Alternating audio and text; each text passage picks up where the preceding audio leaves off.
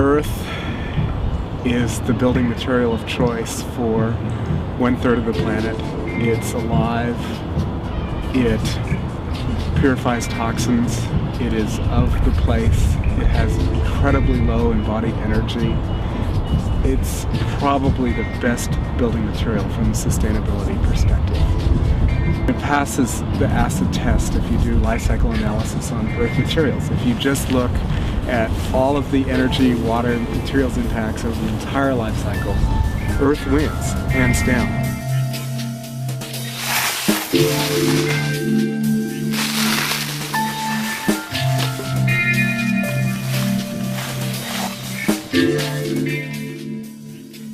The biggest advantage of earth building is that earth is such a ubiquitous material.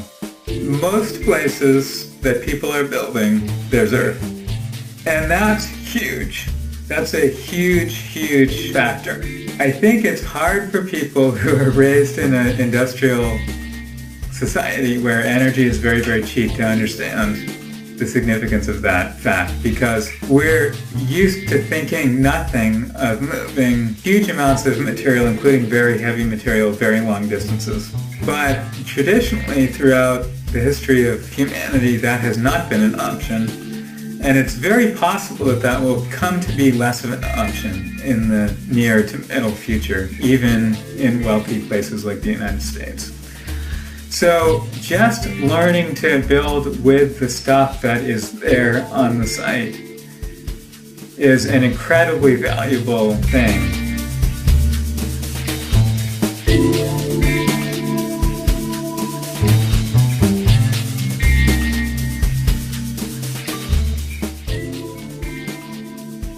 One of the other big advantages that earth has as a building material is its weight. Because earth is a massive, heavy material, it has the ability to store heat, or conversely to store coolness over a long period of time. A heavy earthen wall takes a long time to heat up and a long time to cool down. And it turns out that that's critical for efficient passive solar construction.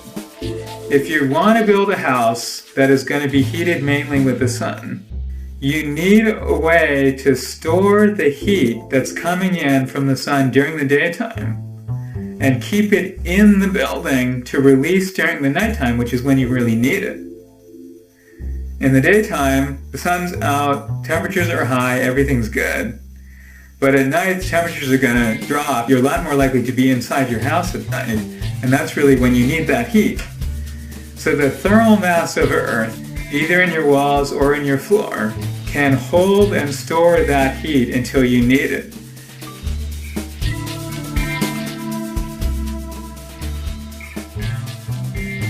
There's a technical aspect to building with earth that makes it very accessible to lots of people.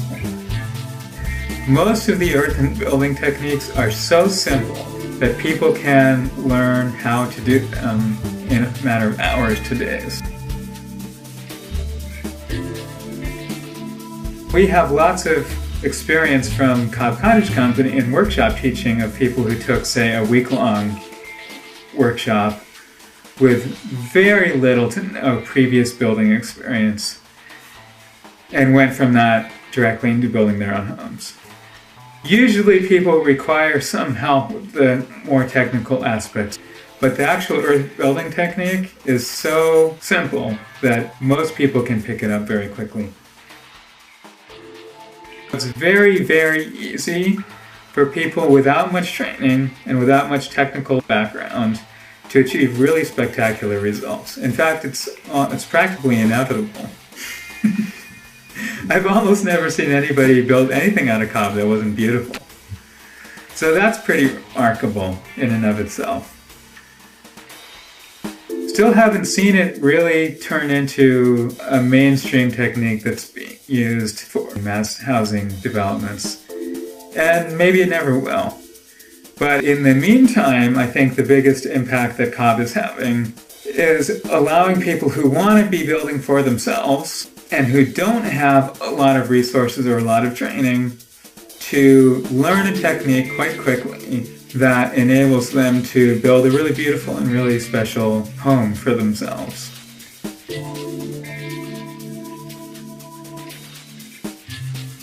I really do see two worlds.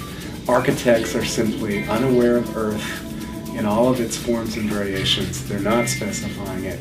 They're not encouraging their clients to build with it. And then there's this whole world of renegade builders or people that are really fundamentally activists or working from the heart and want to change the world and are deciding, I've got to learn enough about building so I can do an earth building. I don't need to be a builder my whole life, but I need to do this building.